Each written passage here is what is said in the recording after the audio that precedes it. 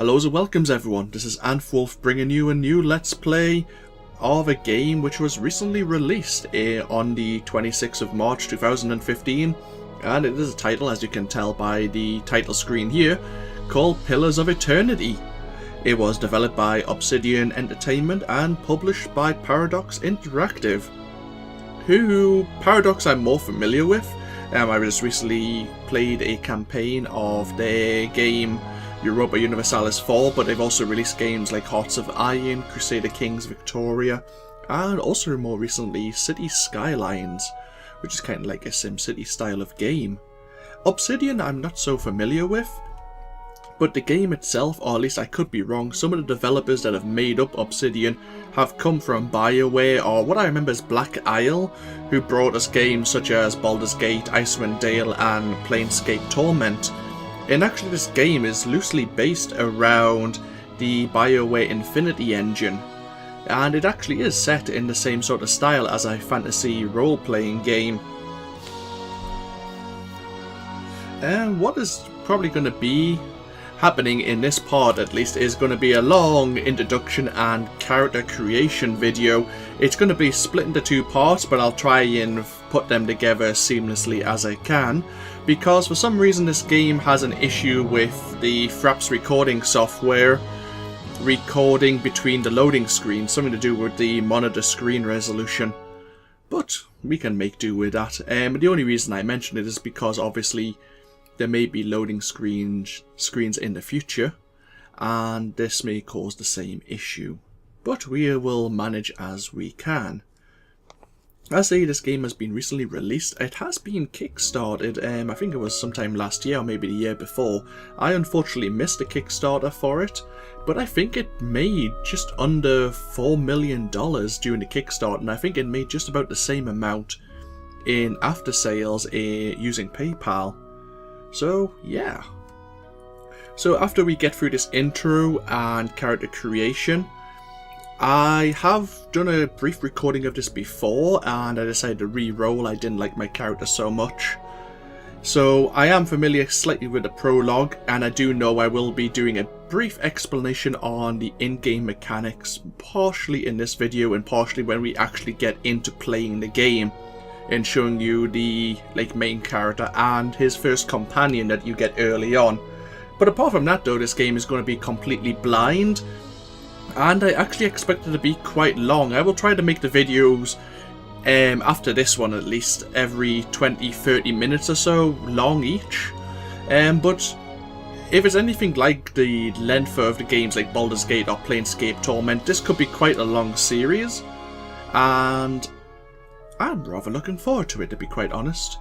The one other fact I will bring up is, apart from that, it's going to be blind, and I'm going to be asking you kindly not to spoil it for me, any of the story plot points and stuff like that, is... And I've lost my train of thought. Always a good start. No, there you go.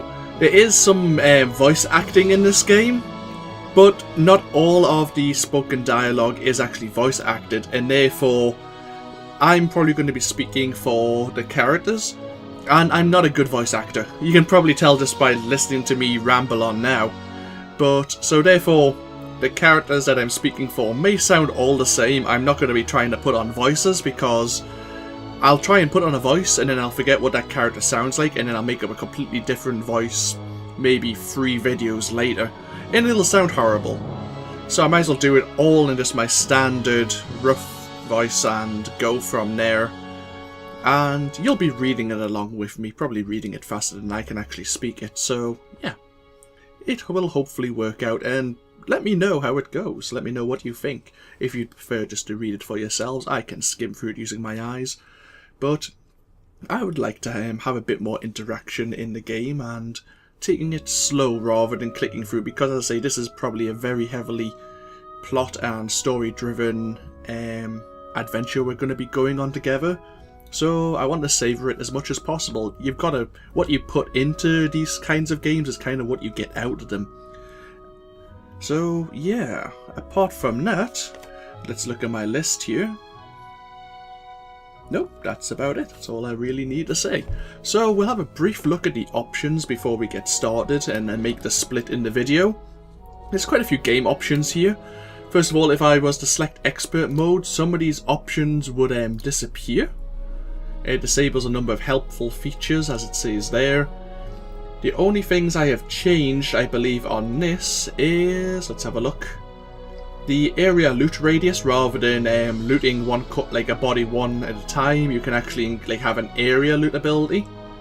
And apart from that, everything else is bog standard. Actually, I'm going to increase the scroll speed just slightly, so we can navigate the map a bit faster. I don't really need the in-game tutorials, but it'll come up and it'll prompt me to tell you when there's a new game mechanic to explain. Controls are basically bog standard, but I probably won't be using a lot of quick keys apart from the quick save and quick load.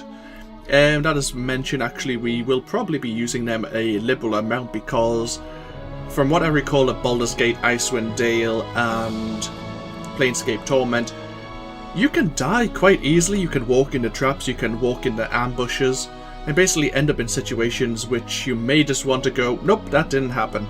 So it's a bit, it's cheating in a way, but, you know, screw it, that's how I'm playing the game. Fair enough. The auto pose menu, actually I turned on the enemy spotted. This game does have a real-time functionality in it, but you can pause the game at any point by pressing the spacebar or clicking a button on your heads up display.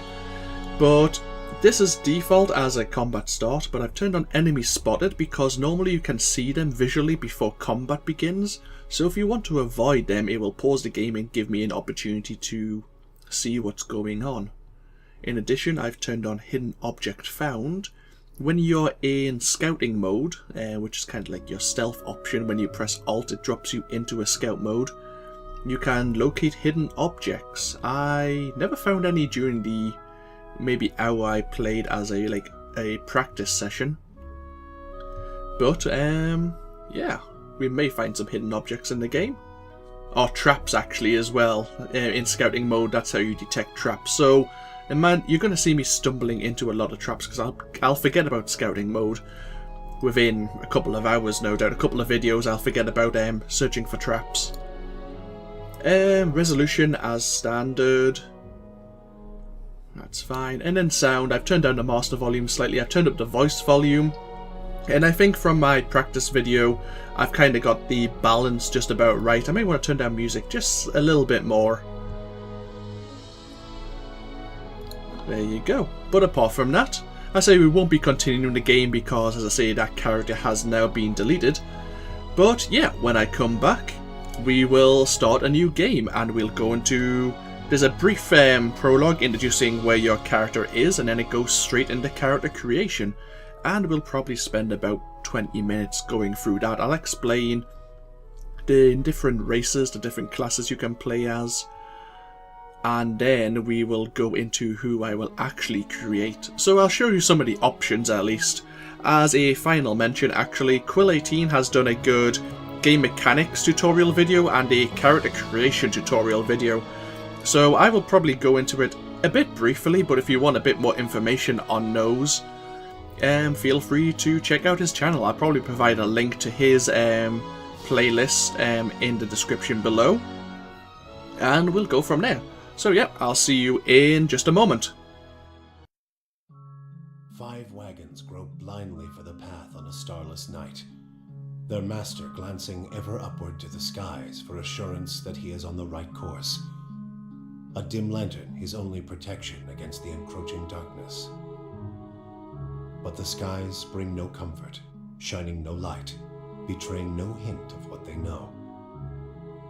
The caravan carries travelers bound for the frontier hamlet of Gilded Vale, you among them, where a local lord has offered land and wealth to settlers from abroad looking for a fresh start.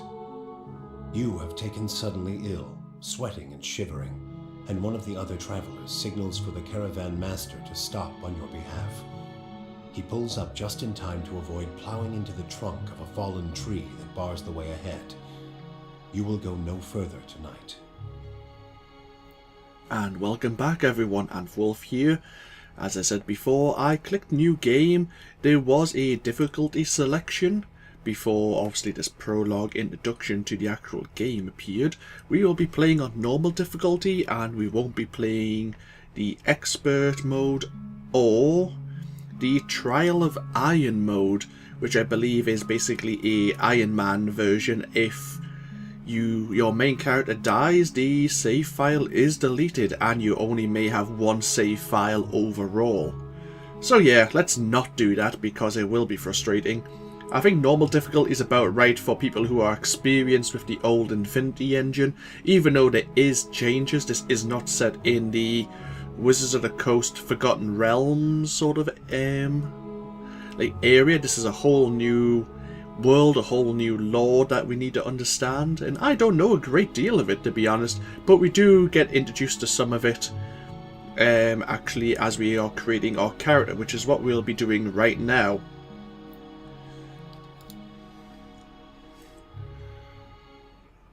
So, welcome to character creation. There's a lot of things to go through here. This will probably take another 20 minutes, making this video run for about 30 to 40 minutes. As I say, if you're not interested in seeing me create my character, feel free to skip ahead. But through this we will be discussing some of the game mechanics, including the attributes of your character, his background. We will be playing a male character first of all, just to let people know. Obviously the different races that you may encounter in this game and you may select. And obviously I will do a brief overall description of the different classes and then go a bit more in depth with our chosen class. So, with that all out the way, let us begin.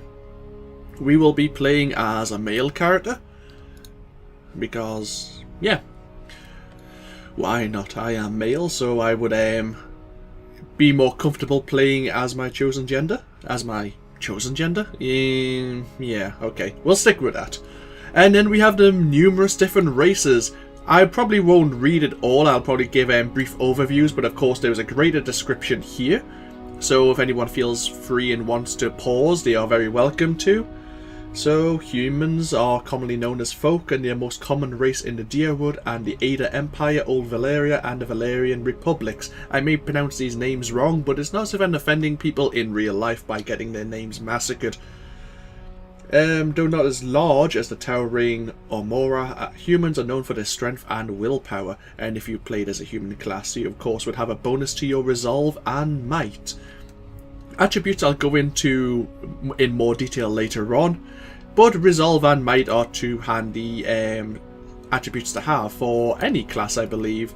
Might especially, but as I say, we'll go into that further. We have the Aumanu. They are the largest of the Kith races and commonly found in or near oceans, so they're kind of an aquatic race. They're not truly aquatic, they have an affinity for water, and many of their civilizations, such as the bloody hell, I probably got that wrong, are based on naval dominance. They are known for unparalleled strength. So, as soon as I saw them, I watched the character creation mechanics video on Quill18's channel. I thought Avatar. You might think the same, but it's just the tone, the skin tone of them definitely brings that up. And of course we can later on customize the appearance a bit more. These are kind of generic. Not only that, but actually selecting your race, there is actually sub-races you can go for, where they come from. Obviously the fighting spirit, the bonus ability for the humans, doesn't change, but see, each of the sub-races also gives you a special ability, and various sub-races of some of the races in the game will have differences as well. So for the Aumanu, you can be a coastal or island. I don't know, it's probably where the different areas of where they've come from, but obviously they have an ability of towering physique and armed to the teeth. So yeah, there's a coastal and island difference in their sub-race ability. We have of course dwarfs as well. By virtue of land covered and number of colonies settled, dwarfs are the most well-travelled race in the world, more commonly found in the Drywood and Valerian Republics, and almost any civilized land. They're known for their great strength and tenacity, but they have a detriment to their dexterity. So they are quite physically strong, have a bit more bonus to their health and endurance, and I think their fortitude as well, which we will cover later. But yeah, they have a slightly slower reaction speed, I think it is, or action speed. Then we have the elves, are the dominant race in the Glanef, or Glanfaith, and the White-Dead Wrens, which is a place that I always will struggle to say. They are extremely common though in the Drywood and the Ader as well. Elves are known for their speed and intelligence. And they have a bonus to their, a racial bonus to their dexterity and perception actually. And sub-races for the Dwarvens are the Mountain or Boreal. And the Elves of course have a Wood and Pale Elf. The southern polar regions that have lived there for almost 12,000 years. And I do apologise. I don't talk too much generally in real life. I'm usually stuck in front of the monitor. So when I'm talking repeatedly for so many minutes, you'll understand that my throat gets a bit raw. Which is why I like games with a lot of voice acting. It saves me a lot of trouble. The Orlan race are the smallest of the Kith races, though many cultures don't consider them to be civilized at all. Also notable for their large ears, two-toned skin, and hirsute bodies, Orlans are more commonly found in Gia Glanfaith, the plains of that place, and parts of the Drywood. They are known for their mental intensity and quickness, so they have a detriment to their might, but have a bonus to their resolve, and +2 to perception, which is like a sense-based ability attribute, which we will look at later. And of course the godlike race. The godlike are children of the Kith, are children of the civilized races, who have been blessed with physical attributes, aspects associated with the gods, though some consider it a curse. These aspects may take many forms and often come with mystical powers. Aberrant head shapes are typical, and godlike are unable to wear protective headgear. So this may be a factor that people who are creating a character may consider a detriment. Because it's near impossible to find anything that fits. Because of their unusual nature and their inability to reproduce, godlike are often viewed with fear and wonder. And they have a bonus to their dexterity and intellect. I forgot to say, the Orlan have the Hearth and Wild Orlan, and that just looks kind of cool. But what I liked better was the godlike sub-races. Of course you have the death godlike idea, you have the fire, which looks really canny, the moon godlike, and nature godlike. And not only that, but each of them have a bonus sub-race ability. When I was originally learning about the character creation, I was tempted, because you can, at least I think you can, not only create your character that you'll play as like your primary storyline, but I think you may be able to create a full party. And I was quite tempted to create a full party of godlike. Basically have a full party of 6 of different godlike. And basically do like maybe like a couple of twins, like brother and sister fraternity sort of things. It was an interesting idea. The only reason I won't do that is because I'm kind of interested in meeting the NPCs that are possible to be your companions in the game and discover their own backstories. Because I remember from the Baldur's Gate series that some of the characters were rather notable. In fact, one of my favourites was Eora, I think her name was, from Baldur's Gate 2. And of course everyone loves Minsk. Why not? So yeah, we have to choose our race. I was in my playtest a human, but I thought I might do something a bit different. I might actually go with an Aumanu, just for the bonus to their might. There may be different changes to the conversation because of your race. In fact, I kind of expect it. Some people may react differently to us because of our appearance. So yeah, why not? And we will be coastal. It gives us the ability Terroring Physique.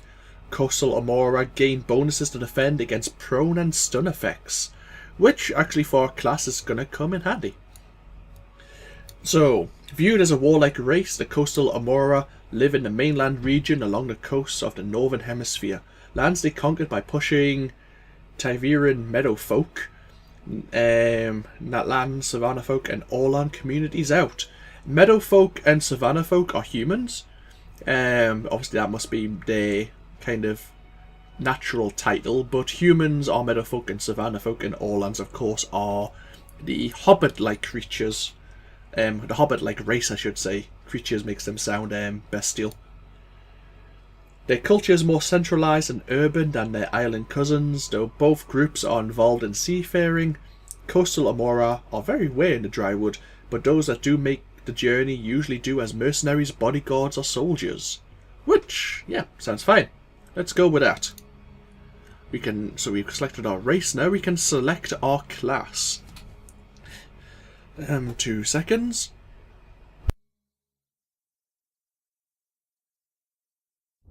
About that. Decided to mute my microphone while I cough my lungs out. As I say, I struggle sometimes to talk so much. There we go, have a drink. Right, now our classes. We will avoid the class I want to play as, but we'll go through all the others. And we'll leave the best to last, at least my notable choice. The Barbarian. One of the definitely melee classes. They have a starting ability known as Carnage. When Barbarians hit with melee attacks, they automatically make reduced damage attacks to all other enemies within a short distance. Barbarians gain a bonus to their athletics and survival, and they start with very high endurance, high health, average accuracy, and low deflection. Obviously all these attributes I will go into further in the game. Attributes, of course, I will try to touch on when we get to that point, which is actually the next score we need to play with. Ciphers. I forgot what the class I was trying to compare this to in Baldur's Gate. It's kind of like a mage warrior class. They have a power that Ciphers can directly target allies and enemies with powerful soul-focused effects. These powers cost focus, which Ciphers build through the use of their soul whip. So they attack enemies, build up focus, and then can use like channeled abilities, and I believe it's like mental based attacks, as if you can charm an enemy into fighting your other opponents for a brief time. Things like that, which kind of makes them interesting. And again, they have kind of low stats apart from their deflection. They do have a point in mechanics, which is actually quite interesting, because that's used for traps and lockpicking. And I think... let's have a look. There's something to do with... I remember mechanics being a factor in one of the tutorials I was looking at before, and I've forgotten it already, but we'll come across it again.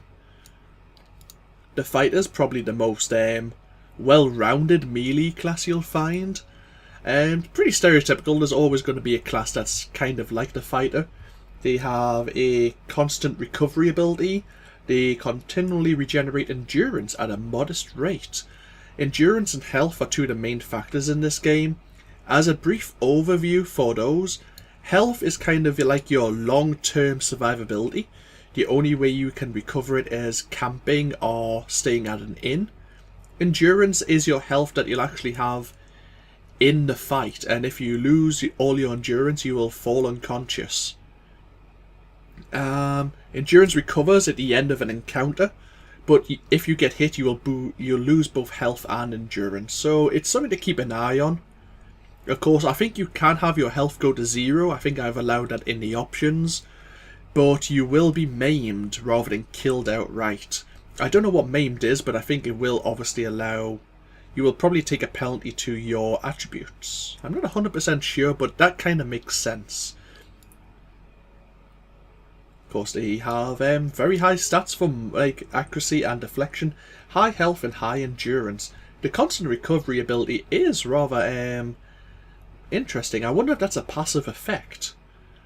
Because obviously recovering their endurance means their survivability in the fight would be a lot longer than the other classes. We'll jump over to the rogue class, another melee type, but more short swords and daggers. They have an ability allowing them to sneak attack.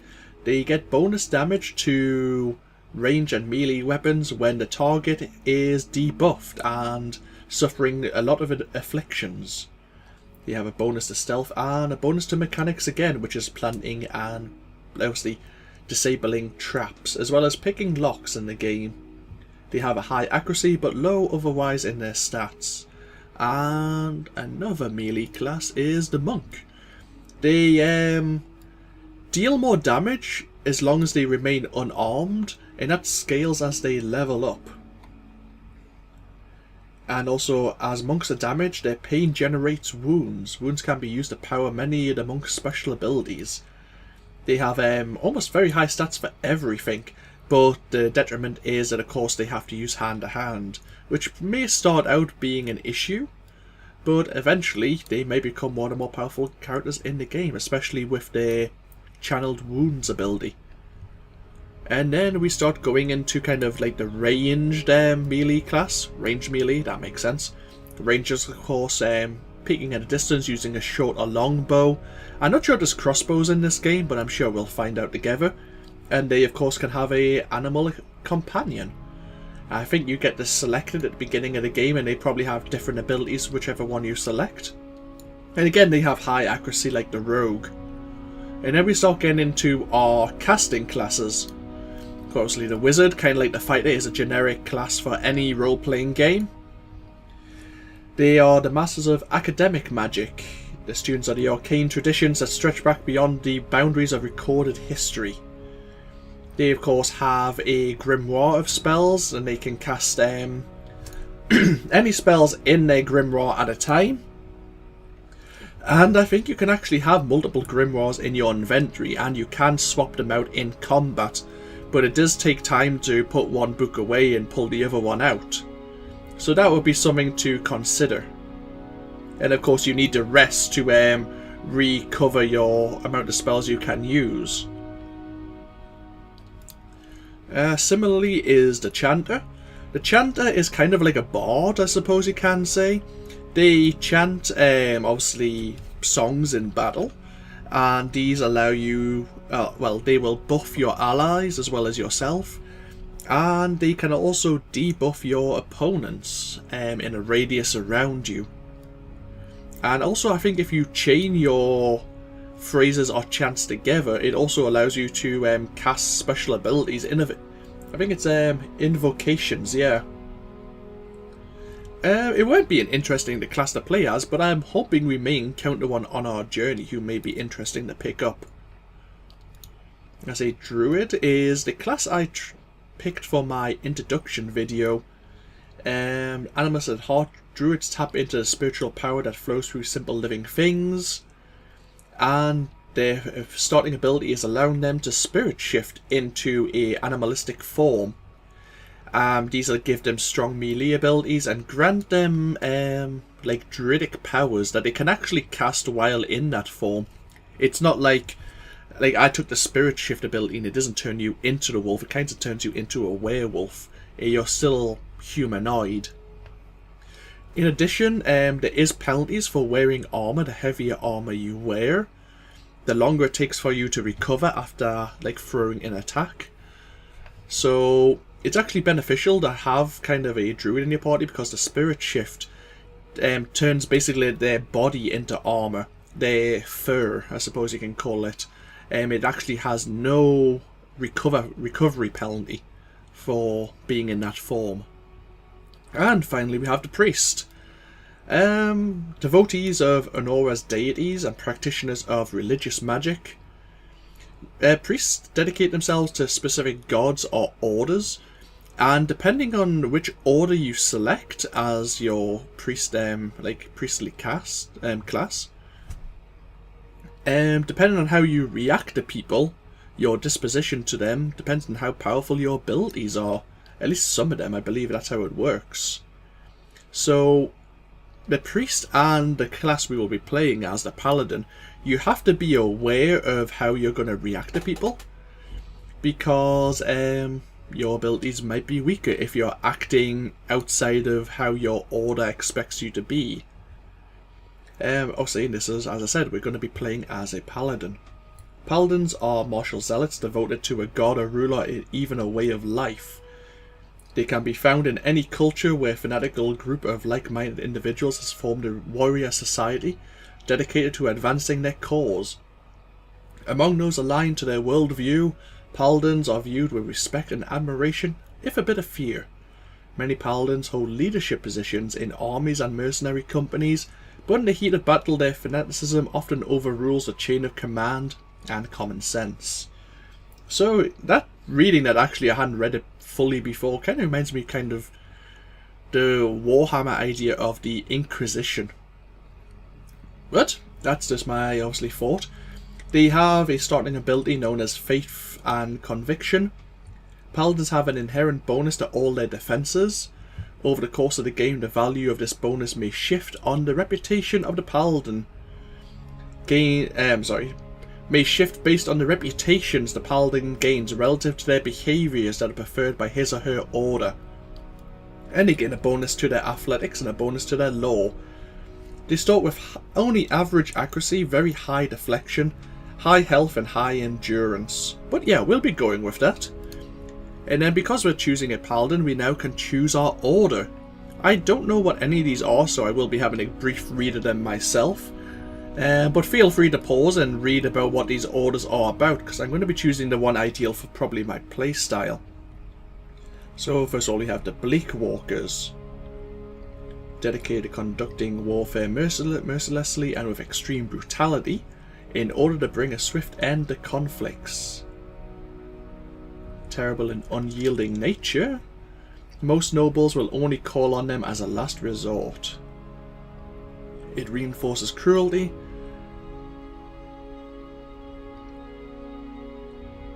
Interesting. So their favourite dispositions, they should act cruel and aggressive.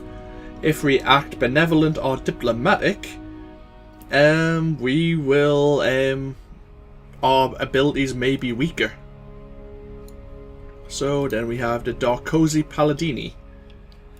The oldest known Paladin order in the world, are founded as the guards of the Darkosi Palace in Grand Valaria over 2,000 years ago. They have transformed themselves into the protectors and ambassadors of the Darkosi family, as well as the old Valerian culture.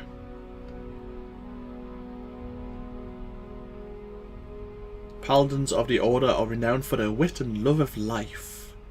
Nah, doesn't sound like us. The Gold Pack Knights. Order of mercenary paladins who sell themselves for all sorts of defensive and offensive engagements. They emerged from the Pearl Coast a few hundred years ago.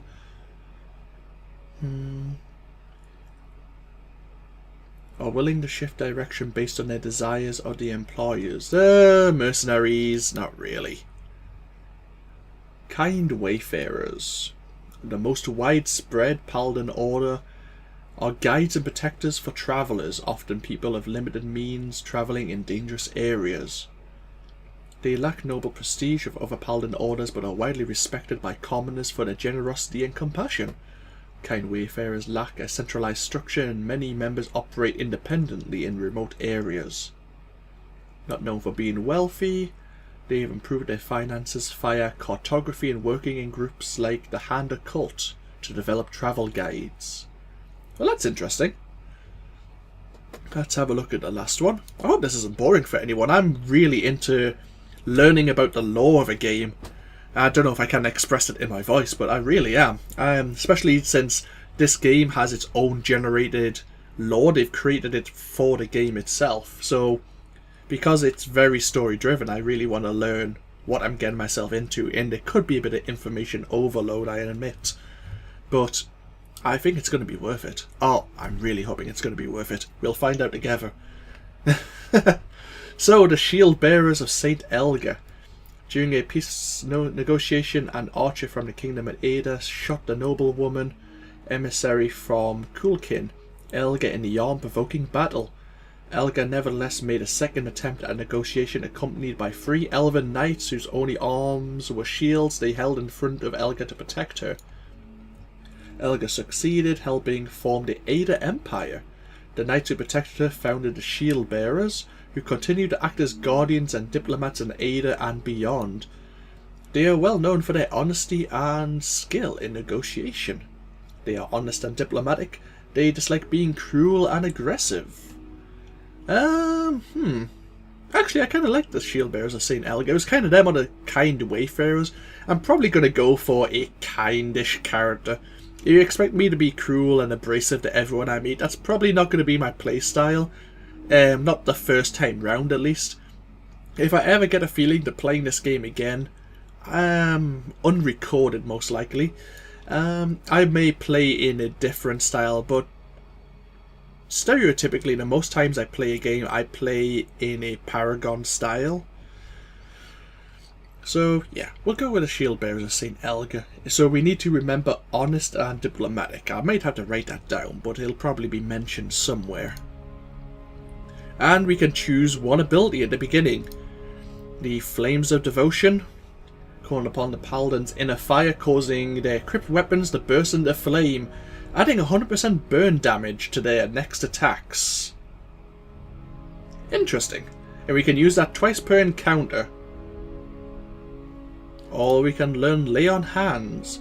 Fueled solely by belief, the Paladin is able to heal with the touch of his or her hands, recovering a substantial amount of endurance for the Paladin or an ally within range. I like Flaming Swords. As much as healing may come in handy, and it's once per encounter, which could be good, Flaming Swords are always cool. And now we get to the attributes. Holy hell, the class took us forever.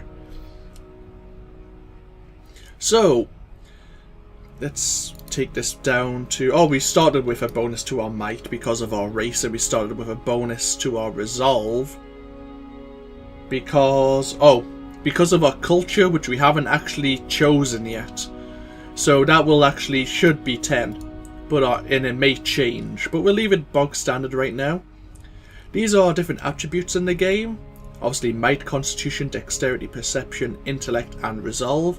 You heard more like deflection, concentration, will. These things I will go into later on, because obviously choosing your attributes now will determine their if you have any bonuses to those skills. The attributes with stars next to them are the the attributes recommended for a Paladin. But of course the silver stars also mean attributes you may want to take. So yeah, we need a bit of everything basically. And in fact, I'm kind of surprised. I think might and constitution would be more of a Paladin's recommended ability. Why does it recommend we need perception? We'll go through them all at least actually. Might, first of all, represents a character's physical and spiritual strength, brute force, as well as their ability to channel powerful magic. Basically, warrior or mage, might is really handy because it gives you a bonus to your damage, to your healing as well, so even a priest may want to take might. And it gives them a bonus to their fortitude, which is the defense of internal physical systems like poison and disease. We then have constitution. It combines a character's overall health and stamina. It gives a bonus to our endurance and health, and again fortitude. So yeah, I told you about endurance and health before. Short-term and long-term health while in and out of battle. Dexterity is an abstraction of a character's hand-eye coordination, balance, and overall grace. It's used for sleight of hand. In combat, it affects their action speed. It also can be used in conversation to quickly notice something, or maybe use a sleight of hand yourself. Gives you a bonus to your action speed and reflex, which is another one of your saving rolls. It allows a character to dodge out of the way physically, out of AoE attacks. And then perception. Represents a character's senses as well as their instinctive ability to pick up on details. In interactions, they can be used to catch someone in a lie, to make an observant comment about their appearance, or to notice something happening in the background. It gives a bonus to their interrupt, deflection, and reflex. So yeah, I understand that now. Deflection is the defense used to resist direct melee and ranged attacks. Intellect is their the character's logic and reasoning capabilities. In interaction, it can be useful for deduction, sudden realizations, and problem solving. It also is useful for your area of effect. If you have high intellect, the AoEs will actually grow larger for your abilities, how long they will last, and your will defense, which is your mental based defenses.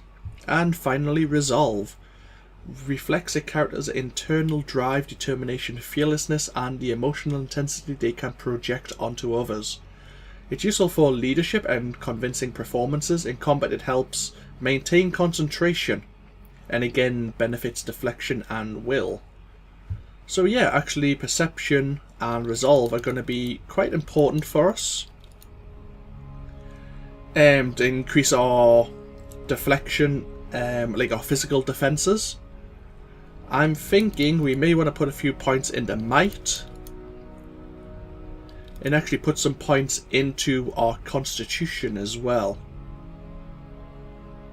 to increase our overall endurance and health. Even though as a paladin we should probably have high endurance and health anyway, I think a few more points in there will help us last a bit longer overall. So yeah, we'll go with that. Should we...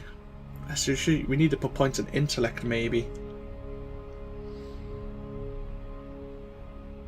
No, we'll go with that's fine. We'll drop our intellect to the average. And now we can choose our culture. We get to choose our culture and then a background from where our character comes from. The culture is where we actually have come from. And obviously it changes our weapons as well, actually.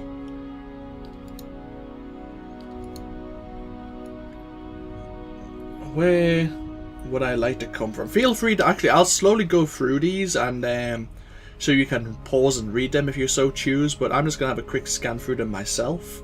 Basically catch a breath, to be perfectly honest.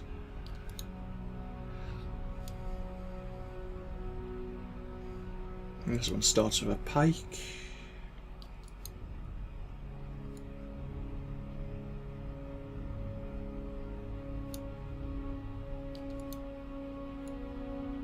Oh, rapier. Interesting.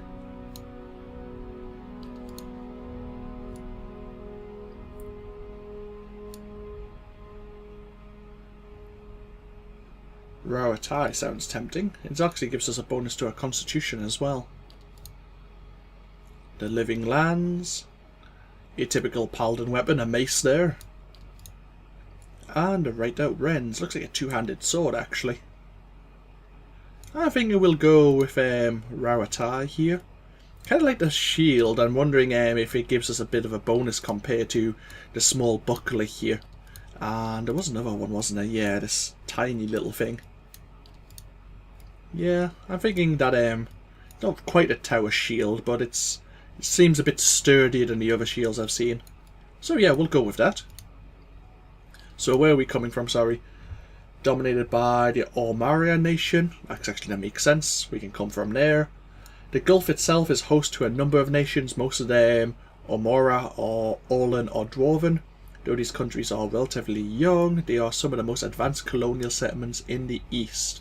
The Gulf is a land of riches and resources for those who can take them, though the entire coast is often pummeled by violent storms. And this is where we can come from. This is our background. And of course these give bonuses as well. I don't think I can be an aristocrat. Don't really want to be a slave either. You've never known freedom. These will come up in conversation. I think I played as a hunter in my practice session, and my companion did ask about my background, and then I got to make choices depending on why I was there.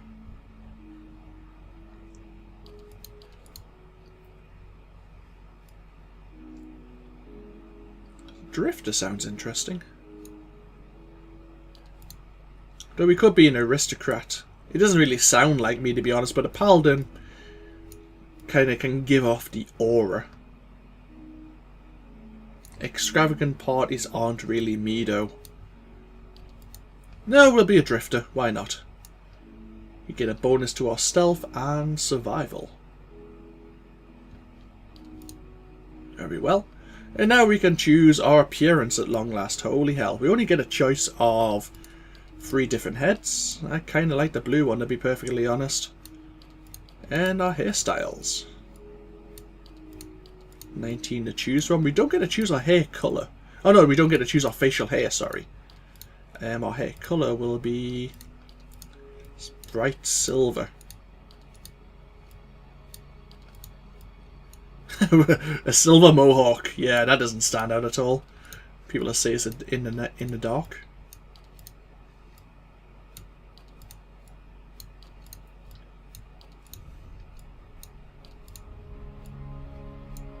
Kind of like that one, the number 8 there.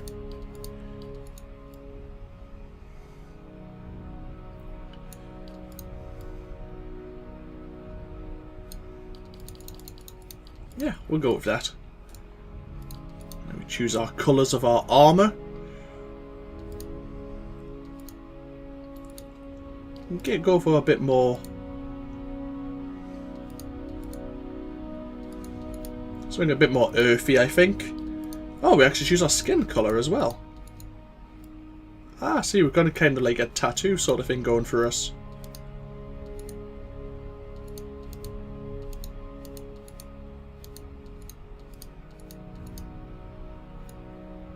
That, yeah, I like that.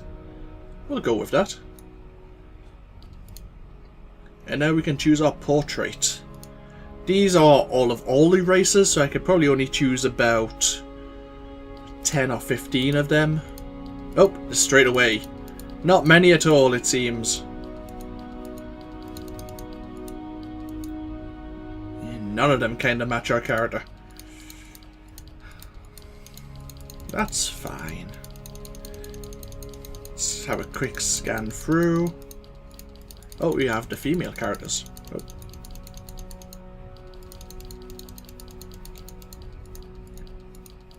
I think I'm gonna go. Where's the human?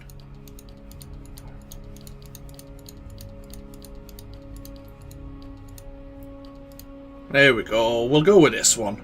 I eventually want to find a helmet and I can hide my features. And now we can choose our voice. I totally forgot about this. So we can have a listen. Yes. Now I am the leader of the group. Keeping an eye out. Huh? Follow me. Steady does it. Yeah. Follow me. The better part of valor. Yes? Leading the way. Attack! The better part of valor. I've got this. Time to see and not be seen. Yeah? I've got this. Sharp eyes and keen ears. Oh? I shall lead us. Yeah. To whispers and shadows. Indeed. And if we want to be gender confused, we could of course be female. Follow me. Take him down. I think we're going to be stoic. Steady does it. Indeed. And finally we get to the fun part of the game, which can always take me forever. This has went on a lot longer than I thought. It went on longer than my first introduction video. But I already know my name. It's going to be Balmung. In a typical Paladin name. Excellent. Balmung the level 1 Paladin. So I will end this video here. And when we come back, we will start in the caravan's encampment. And we get to speak to the caravan master and find out why we've stopped for the night. So, this has been AnthWolf, and as I say, this has been a long introduction and character creation episode. The following episode will probably be slightly as long. Well, I say slightly, it's probably only going to be about 20-25 minutes, but I will probably go through some of the in-game mechanics that we will be using. And then we will actually be able to settle down and play the game. If you have any questions, feel free to ask them below. I will try to answer what I can.